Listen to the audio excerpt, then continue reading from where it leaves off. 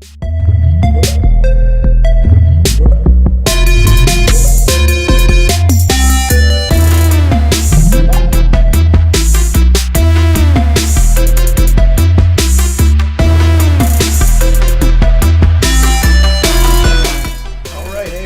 to Board Online, Board Offline. Tonight I am bringing you our 7th game of Risk Legacy. We haven't played since May 4th. Here we are, September 21st, when we finally got another game of this in. First time I've played with 4 players. Gotta say, the fighting happened a lot quicker with 4 players. So let's see what kind of cool stuff happened in this one. As far as scars on the board, we got a new mercenary put on the board. Mongolia now has that mercenary scar, which really is a benefit. So there's that. Also, some other scars I got thrown in here. Well, Khan Industries already had theirs. Imperial Balkanian now has the weakness short-sighted. You can only maneuver into adjacent territories. Saharan Republic still does not, but then Enclave of the Bear received the weakness Purist. You cannot have more than 2 coin cards. You must keep coin cards face up in front of you, not in your hand. So that's what those guys got right there. And the 4th potential scar did not get handed out in the game. Since we have 4 players, there was 4 possibilities of scars, and that one didn't get handed out. So what else do we have going on here? Well, at the end of the game, the 3 people that held on founded 3 cities. Right here we've got New Alamo right there, which is the one I founded because I only had 1 territory left at the end of the game, right there in Indonesia. Then DHM, which if you may recall got burned to the ground by the aliens, has been refounded. And the other city was over here, a major city. Oh, okay, actually this is a major city over here that was founded by the winner, called Bofa. And where was that other? There was one more.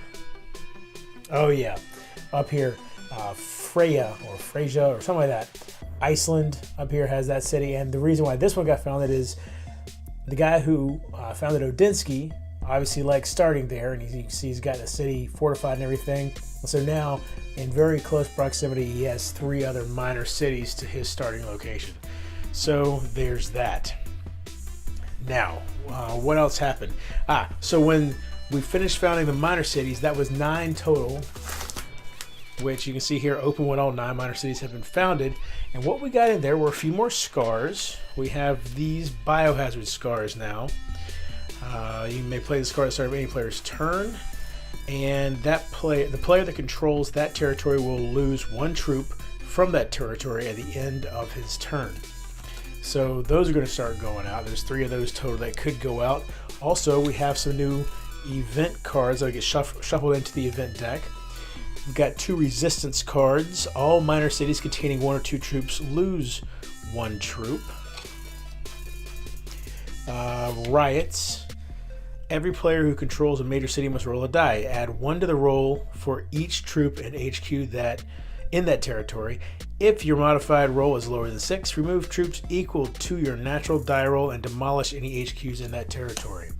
Only 1 of those. Then we got 2 of these. Control the people. Whomever has the largest population either gains 5 troops in any one city he controls, or he may make an immediate maneuver. And then finally, we have Fortify. We got 2 of these. Whomever has the largest population may either fortify one of his cities, if there are still fortification marks left, or may select of the 2 cities he controls. Add 2 troops to each of these cities. 2 of those, and you can see that if you do take the Fortify option, you will destroy this card. And the final thing that was in that pack are these cards here. And these are draft cards. So at the beginning of the game, we no longer, the way the game has started in the past is you roll a die to randomly choose who gets to pick their starting faction. Well, now instead, we'll lay out all the starting factions, including the others that are still in the box over there. And we'll lay out all these cards. If we have 3 players, we'll only lay out the ones with, let's say, 3 players. There's also 4 players and 5 players. And we've got these, and these. So these right here are, so let's say it's a 3-player game. We have 0 coin cards, 1 coin card, and 2 coin card. And then right here, we have first placement, second placement, third placement. And down here we've got first turn, second turn, and third turn, and 6 troops, 8 troops, and 10 troops. And so what we have is at the beginning of the game, there's going to be a draft, and you randomly select who starts the draft first, and then it'll go clockwise around from them, and they'll pick either a faction or one of these cards. And each player is going to get one of each type and one faction, obviously. So what you can do is decide, well, do I want my faction, or do I want to start with 10 troops, or do I want to go first, or do I want to place my people first, or do I want to start with 2 coin cards? You know, be that much closer to a victory point. So you choose the one you want, and the next person chooses, and it goes on around like that. So 1, 2, 3, and then if you're playing with 3 players, the third player will then go again and go back around 3, 2, 1. And so you draft all this up, and this is how you determine player order, you determine starting troops, you determine starting coin cards, starting factions, all that stuff from this point forward will be decided by a draft at the beginning of the game. And I think that is pretty cool and really adds some strategy to how you start the game.